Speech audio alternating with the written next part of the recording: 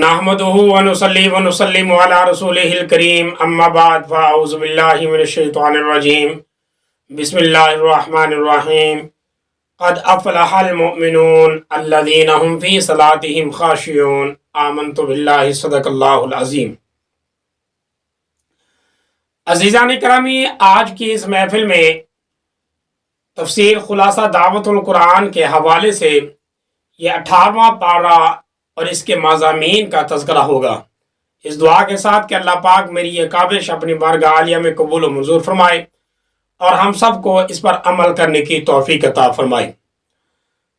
18ویں پارے کے 3 حصے ہیں۔ پہلا حصہ سورۃ المومنون اور دوسرا حصہ سورۃ نور اور تیسرا حصہ کچھ سورۃ الفرقان کا جو اس پارے کے اندر آ رہا ہے۔ سورۃ المومنون کے اندر اللہ تبارک و تعالیٰ کے جو مضامین کا تذکرہ ہوگا وہ تقریباً کوئی 5 مضامین ہیں۔ نمبر 1، استحقاق جنت، یعنی وہ لوگ جو مستحق جنت ہیں ان کی صفات کا اللہ نے تذکرہ کیا۔ نمبر 2، اللہ پاک نے انسان کی تخلیق اور تخلیق کے جو درجات ہیں ان کا بیان کیا۔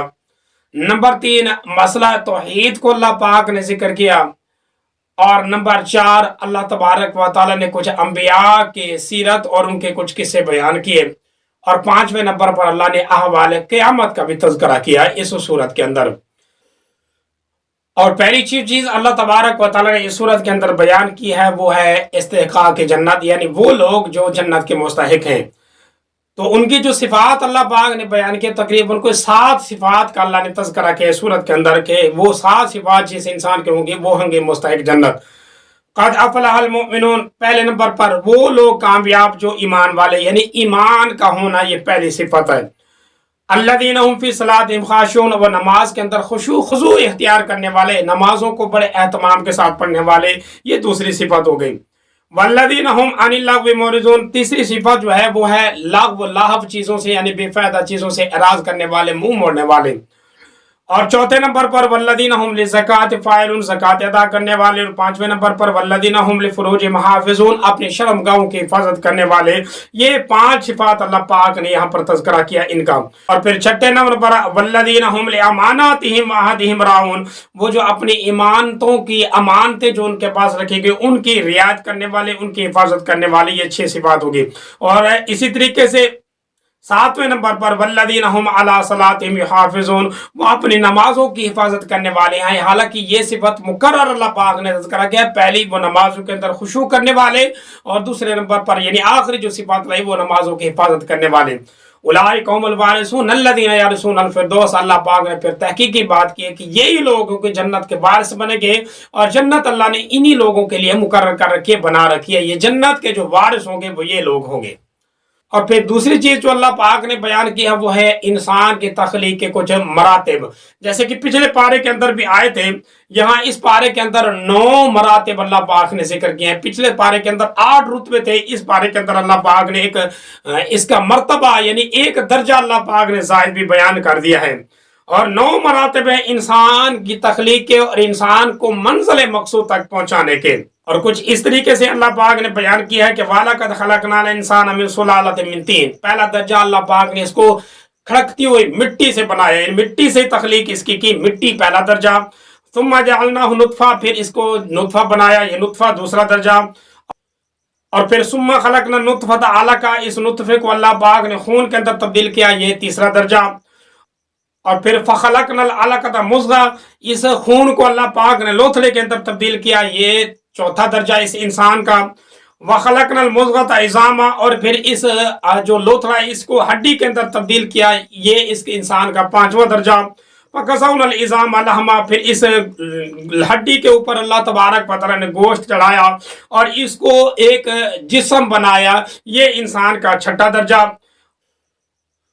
اور پھر ثم انشأناہ خلقا آخر، اس کے بعد اس کی تخلیق اللہ پاک نے کی اور اس کو دنیا کے اندر بھیج دیا، یعنی بچے ہونے کی حالت میں حتیٰ کہ جوانی تک پہنچا دیا، یہ انسان کا 7واں درجہ۔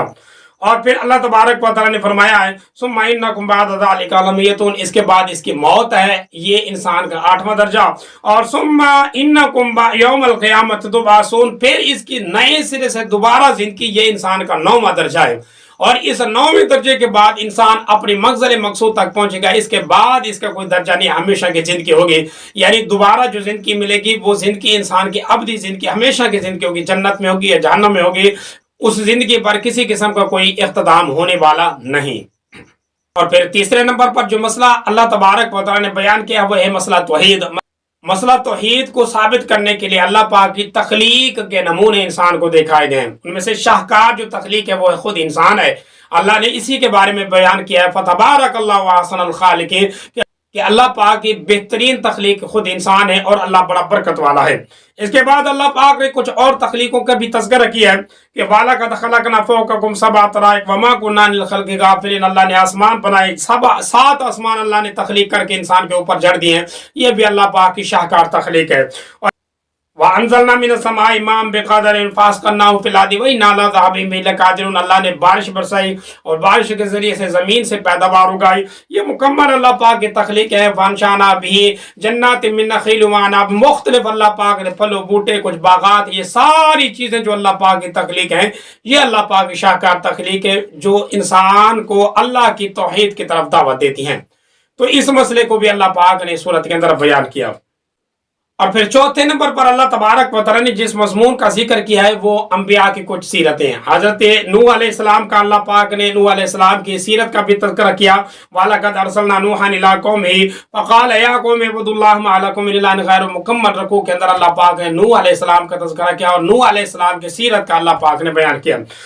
اور پھر اسی طریقے سے اس کے بعد حضرت عیسیٰ علیہ السلام کا تذکرہ کیا، اور اس کے بعد پھر ہمارے پیارے نبی صلی اللہ علیہ وسلم کی سیرت کا بھی تذکرہ کیا۔ اور مین مقصد جو تھا کہ وہ یہ ہے کہ ان انبیاء کو اللہ پاک نے ایک مقصد دے کر دنیا کے اندر بھیجا ہے، وہ مقصد یہ ہے کہ انسان کی عمدہ طریقہ سے اس انسان کی تربیت کی جائے۔ وَلَا نُكَلِّفُ نَفْسًا إِلَّا وُسْعَهَا، اللہ پاک نے ارشاد فرمایا کسی انسان کے اوپر اللہ نے اس کی طاقت اور وسعت سے زائد اللہ نے وزن نہیں رکھا، ہمیشہ احکامات جو اللہ پاک نے رکھے ہیں وہ میانہ اور بہترین انسان کے اوپر رکھے ہیں۔ پھر اسی مسئلے کو اللہ پاک نے 2 حصوں میں تقسیم کر کے، یعنی کچھ ماننے والے، کچھ نہ ماننے والے، نہ ماننے والے جو تھے ان کا انجام کیا ہے اور ماننے والے جو ہے ان کا انجام کیا ہے، اللہ پاک نے مکمل ایک تفصیل کے ساتھ یہ ساری چیزیں اللہ پاک نے بیان کر دی۔ اور پھر اسی کے ضمن میں اللہ تبارک و تعالی نے وہی مسئلہ کہ اللہ نے فرمایا جو نہ ماننے والے ہیں ان سے پوچھو، قُلْ مَن رَّبُّ السَّمَاوَاتِ السَّبْعِ وَرَبُّ الْعَرْشِ الْعَظِيمِ، کہ زمین اور آسمان کا بنانے والا، اسی طریقے سے آسمان اور عرش کے کہ زمین اور آسمان کے اوپر عرش ٹھکانے والا کون ہے، تو یہ کہیں گے اللہ۔ اور اسی طریقے سے یہ ساری چیزیں جو تخلیق کی ہیں ان کی طرف اشارہ کر کے اللہ پاک نے کہا کہ ان سے پوچھو یہ ساری چیزیں کس نے بنائی، تو یہ مشرک لوگ بھی کہیں گے وہ اللہ نے بنائی، اللہ کے علاوہ کوئی اور نہیں بنا سکتا، تو پھر انسان کیوں بھٹک رہا ہے۔ اور پھر 5ویں نمبر پر اس صورت کے اندر جو مسئلہ بیان کیا ہے وہ ہے احوال قیامت، یعنی قیامت کے کچھ حالات اور قیامت کے بعد کے کل حالات اللہ نے تذکرہ کیا ان کا۔ فَإِذَا نُفِخَ فِي الصُّورِ فَلَا أَنْسَابَ بَيْنَهُمْ يَوْمَئِذٍ وَلَا يَتَسَاءَلُونَ، وہ وقت یاد کرو جب سور کے اندر آواز پھونکی جائے گی تو پوری کائنات تباہ و برباد ہو جائے گی، پھر اللہ پاک ان کو زندہ کر کے ان سے سوال کرے گا۔ فَمَنْ ثَقُلَتْ مَوَازِينُهُ فَأُولَٰئِكَ هُمُ الْمُفْلِحُونَ وَمَنْ خَفَّتْ مَوَازِينُهُ فَأُولَٰئِكَ الَّذِينَ خَسِرُوا أَنفُسَهُمْ فِي جَهَنَّمَ خَالِدُونَ، جن کے اعمال کا وزن زیادہ ہوگا یعنی بھاری ہوگا تو وہ تو عیش و عشرت میں ہوگے، جن کے اعمال کا وزن جو ہلکا ہوگا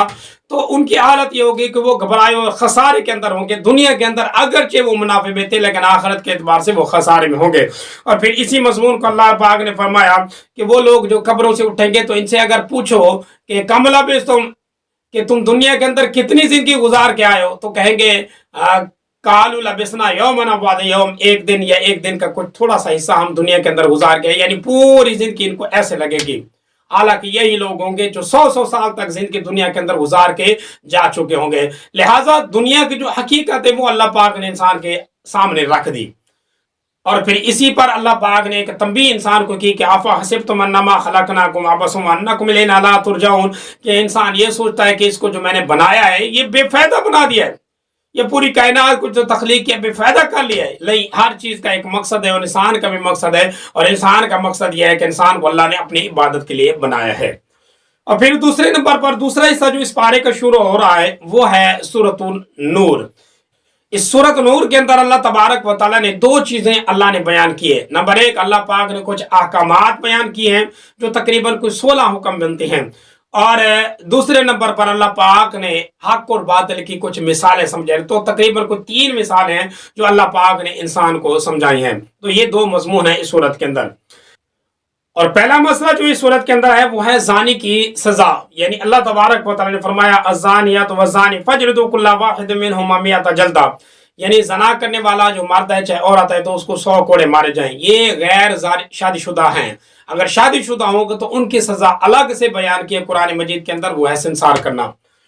اور دوسرے نمبر پر جو مسئلہ اللہ نے بیان کیا ہے وہ ہے زانی اور مرد عورت کا نکاح، یعنی اللہ نے فرمایا الزانی لا ينكح الا زانیۃ ومشرکہ والزانیۃ لا ينكح الا زان ومشرک، یعنی اللہ پاک نے گویا کہ انسان کے جو معاشرہ ہے اس معاشرے کو اللہ پاک نے سدھارا ہے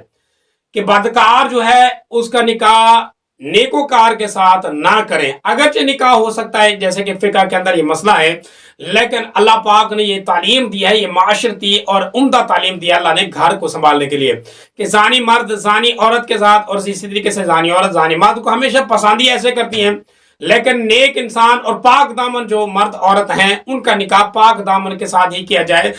بہرحال یہ دوسرا مسئلہ اللہ پاک نے نکاح کے متعلق بیان کیا۔ اور جو تیسرا مسئلہ اللہ پاک نے بیان کیا ہے وہ ہے حد قذف، یعنی والذین یرمون المحصنات ثم لم یاتوا باربعۃ شہداء، یہاں حد قذف کا مسئلہ بھی اللہ پاک نے بیان کر دیا، یعنی اگر کسی نے کسی کے اوپر تہمت لگائی چاہے زنا کی تہمت لگا دی تو اللہ پاک نے اس کو کہا ہے کہ حد قذف، اس کو چاہیے کہ سب سے پہلے اس جو جھوٹی تہمت لگائی ہے اس تہمت کو ثابت کرے، یعنی 4 گواہ پیش کرے، اگر نہ کر سکے وہ گواہ بھی ایسے جو عینی شاہد ہوں، اگر یہ نہ کر سکے اس طرح 4 گواہ پیش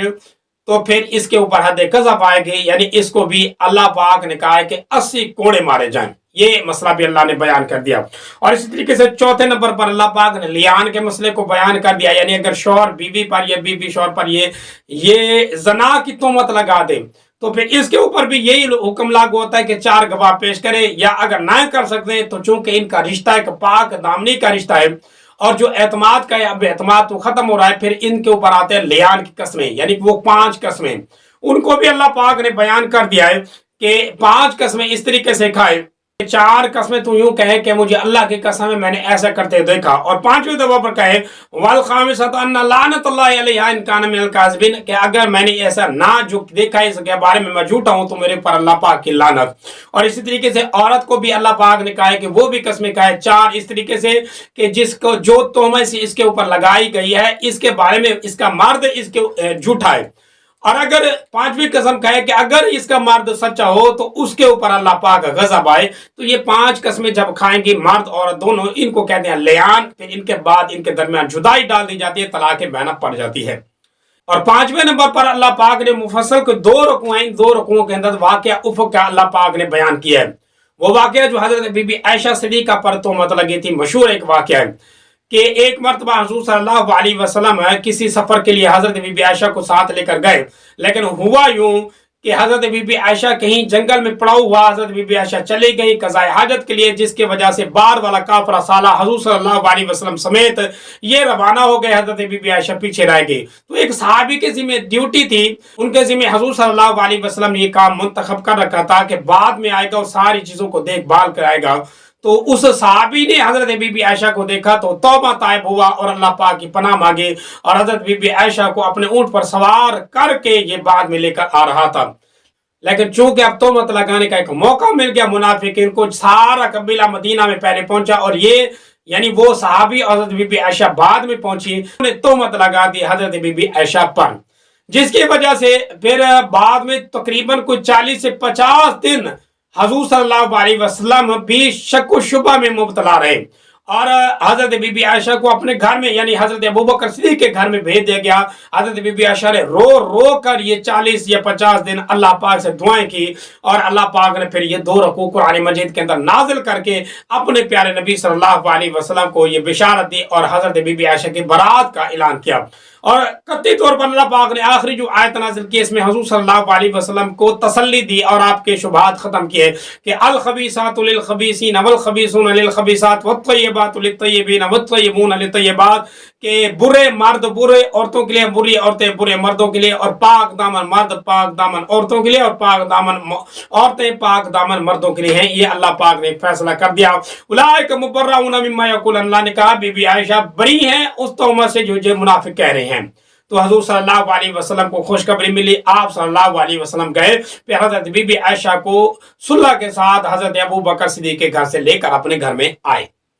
اور پھر چھٹے نمبر پر جو اللہ پاک نے مسئلہ بیان کیا ہے وہ ہے استئذان کا مسئلہ، یعنی کسی کے اگر گھر میں جاؤ تو تمہیں اجازت لینی چاہیے۔ اللہ نے ارشاد فرمایا یا ایھا الذین آمنوا لا تدخلوا بیوتا غیر بیوتکم حتی تستأنسوا وتسلموا علی اہلہا،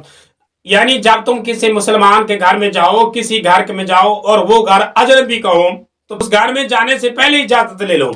اور یہ اجازت لازم ہو گیا۔ لہٰذا اس آیت کے اندر یہ استئذان کا مسئلہ ہوا، یعنی کنٹی کھڑکا کر یا اجازت مانگ کر کسی کو بتا کر ہی کسی کے گھر میں جاؤ، ایسے نہ جاؤ۔ یہ اللہ پاک نے معاشی ایک حکم بھی نازل فرما دیا۔ اور اسی طریقے سے 7ویں نمبر پر اللہ پاک نے پردے کے متعلق کچھ احکامات لاگو کیے ہیں، اور یہ 2 آیتیں ہیں۔ کل للمؤمنین یغضوا من ابصارہم ویحفظوا فروجہم، مردوں کو اللہ نے کہا تم اپنی نظریں جھیک رکھو، مردوں کو اللہ پاک نے کہا ہے تم اپنی نظریں نیچی رکھو۔ اور اسی طریقے سے کل المؤمنات یغضضن من ابصارہن، عورتوں کو اللہ پاک نے کچھ زائد حکم دیا ہے کہ اپنی نظریں بھی نیچی کریں، اور ساتھ ساتھ اپنے لیے پردے کا انتظام بھی کریں، اپنے سینے کے اوپر اپنے دوپٹے کو سنبھال کر رکھیں، اپنے کپڑے اور لباس کے اہتمام کریں، اور زائد ایک کپڑا اپنے اوپر لپیٹیں۔ اور ساتھ ساتھ اللہ پاک نے یہ بھی کہا ہے کہ گھر میں آنے والے بالغ مرد بچوں سے بھی پردہ کریں، اور اسی طریقے سے اگر باہر مجبوری پڑے جانا پڑے تو قدم جو ہے اپنے پاؤں آرام اور سکون کے ساتھ رکھیں، اپنے پاؤں کو اونچا زیادہ زور سے نہ مارے، کیونکہ یہ بھی اللہ پاک نے گویا کہ ایک عورت کی حفاظت کے لیے حکم لاگو کیا۔ اور پھر اسی کی ضمن میں ایک آگے آیت آ رہی ہے والقواعد من النساء اللتی یرجون نکاحا، کہ وہ عورتیں جو نکاح کے قابل نہیں ہیں، وہ بوڑھی عورتیں جو گھروں میں بیٹھے ہوئے ہیں، ان کے متعلق اللہ پاک نے حکم دیا کہ وہ اپنا زائد کپڑا یعنی پردے والی جو چادر ہے وہ اگر اتار دے تو ان کے لیے حرج نہیں، گویا کہ ان کے لیے اجازت ہو گئی۔ اور پھر اسی طریقے سے 8ویں نمبر پر اللہ پاک نے کچھ نکاح کی ترغیب کے بارے میں حکم دیا ہے، وانکحوا الایام منکم والصالحین من عبادکم، اللہ پاک نے نکاح کی ترغیب کے متعلق مسئلہ بیان کیا ہے۔ اور 9ویں نمبر پر اللہ پاک نے مکاتبت یعنی غلاموں کے متعلق بھی کچھ مسئلے اللہ پاک نے بیان کیے۔ اور پھر 10ویں نمبر پر اللہ تبارک و تعالیٰ نے کچھ باندیوں کے متعلق یعنی وہ عورتیں جو انسان کے ملکیت میں تھی ان کے متعلق بھی اللہ پاک نے حکم دیا کہ یا ایھا الذین آمنوا لیستأذنکم الذین ملکت ایمانکم، اپنی جو ماتحت غلام عورتیں ہیں ان کو بھی اجازت نہ دو زنا کی، یعنی ان کی بھی حفاظت کرو، ان کی بھی نگہبانی کرو۔ اور اسی کے ضمن میں وہ سارے مسائل حل ہو جاتے ہیں جو انسان اپنے ماتحت سے جرم کرواتا ہے تو وہ بھی خود مجرم ہوگا جو انسان کروانے والا ہوگا۔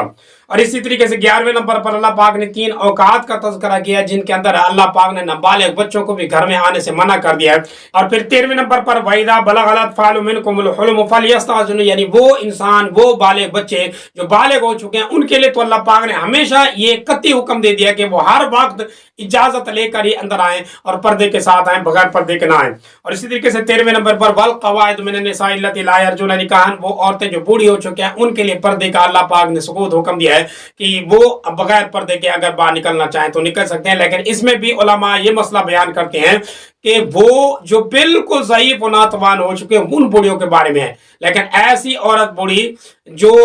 شکل و صورت سے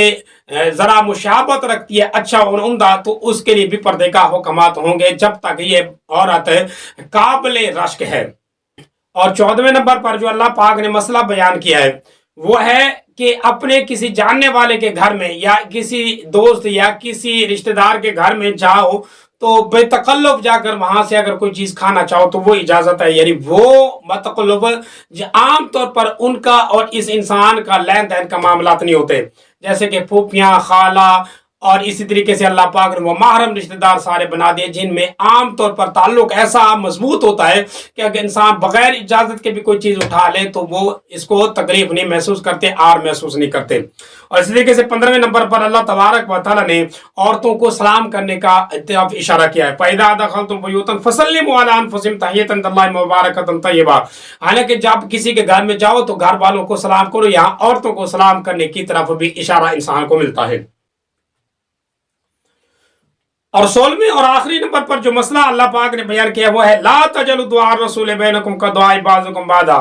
کہ اے مسلمانوں اپنے رسول صلی اللہ علیہ وسلم کو ویسے آواز نہ دو جیسے تم ایک دوسرے کو دیتے ہو، لہٰذا وہاں ادب کے ساتھ اور کرینے کے ساتھ اپنے نبی صلی اللہ علیہ وسلم کی عزت کرو۔ بہرحال یہ 16 تقریباً مسائل تھے جو اس صورت کے اندر بیان کر دیے، اور پھر اسی طریقے سے حق و باطل کی دوسرا جو مضمون ہے اس صورت کے اندر 3 مثالیں بھی اللہ پاک نے بیان کی ہے۔ پہلی مثال اللہ نور السماوات والارض مثل نورہ کمشکاۃ فیہا مصباح المصباح فی زجاجۃ زجاجہ، یعنی یہ مثال ہے معبود حقیقی اور معبود باطل کی، کہ معبود حقیقی جو ہے اس کی مثال ایک چراغ کی ہے، وہ چراغ فانوس کے اندر ہے، فانوس بھی کسی طاقت میں ہے لیکن اس کے باوجود اس چراغ کی جو روشنی ہے وہ پھیلی ہوئی ہے ہر سمت میں۔ تو اللہ وحدہ لا شریک کی مثال بھی ایسی ہے کہ اللہ وحدہ لا شریک گویا کہ ایک نور کا چراغ ہے اور ہر سمت اس کی توحید اور ہر سمت اس کی قدرت کے نظارے پھیلے ہوئے ہیں۔ اس کے مقابلے میں باطل ہے، باطل جو ہے وہ ایک ہی طرف ایک ہی سمت میں ہوگا جہاں بھی ہوگا،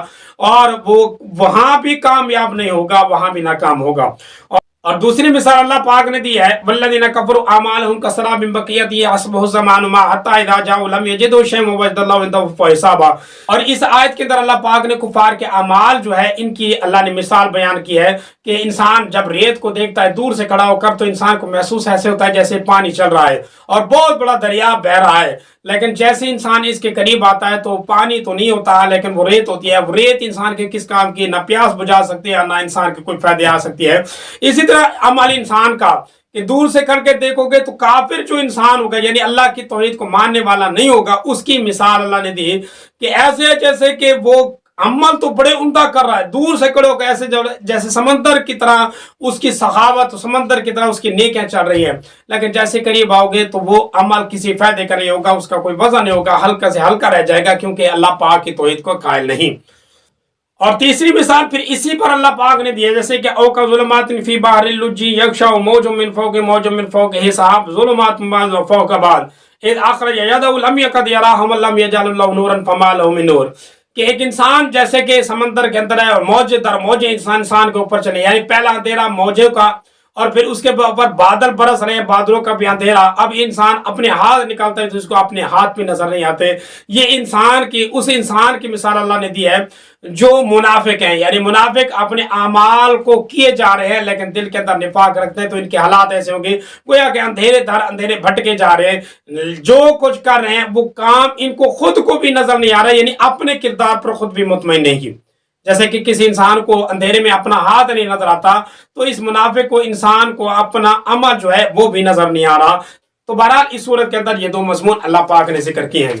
اور تیسرے نمبر پر جو صورت اللہ پاک نے بیان کی ہے وہ ہے سورۃ الفرقان کا کچھ حصہ۔ اس کے اندر اللہ تبارک و تعالی نے پہلا مسئلہ جو بیان کیا ہے وہ قرآن مجید کی حقیقت۔ اللہ نے ارشاد فرمایا ہے قرآن مجید کی عظمت کہ تبارک الذی نزل الفرقان علی عبدہ لیکون للعالمین نذیرا، اللہ نے اس قرآن کو فرقان بنا دیا ہے، یعنی فیصلہ کن اللہ پاک نے کتاب بیان کر دی ہے۔ پھر اس پر ہونے والے اعتراض کہ وہ کہتے ہیں قالوا ما لهذا الرسول يمشي في الاسواق وقالوا ما لهذا الرسول ياكل الطعام ويمشي في الاسواق لولا انزل عليه ملك فيكون معه نذيرا، کہ یہ نبی کیسا ہے جو بازاروں میں چلتا ہے، کھاتا ہے، پیتا ہے، اس طرح کا کوئی نبی ہوتا ہے؟ ان کے مدار میں یعنی کفار کے مدار میں نبی وہ ہونا چاہیے جو فرشتہ ہو، جو کھانے پینے سے ایسا ہو اور ہمیشہ ہو، ہمیشہ تک رہے۔ تو اس طرح کا جو ہے ان کے ذہن میں خیال تھا۔ اللہ پاک نے ارشاد فرمایا ایسی بات نہیں ہے، آپ ذرا دیکھو، غور و فکر کرو، آپ سے پہلے بھی جتنے انبیاء آئے تھے وہ سارے کے سارے اسی طریقے تھے، کھاتے بھی تھے، پیتے بھی تھے اور اسی طریقے سے وہ اللہ پاک کے احکامات کو لوگوں تک پہنچاتے بھی تھے۔ بہرحال یہ حضور صلی اللہ علیہ وسلم کی کوئی خامی نہیں بلکہ خوبی ہے کہ نبی کو اللہ پاک نے انسان کے اندر انسان بنا کر بھیجا ہے۔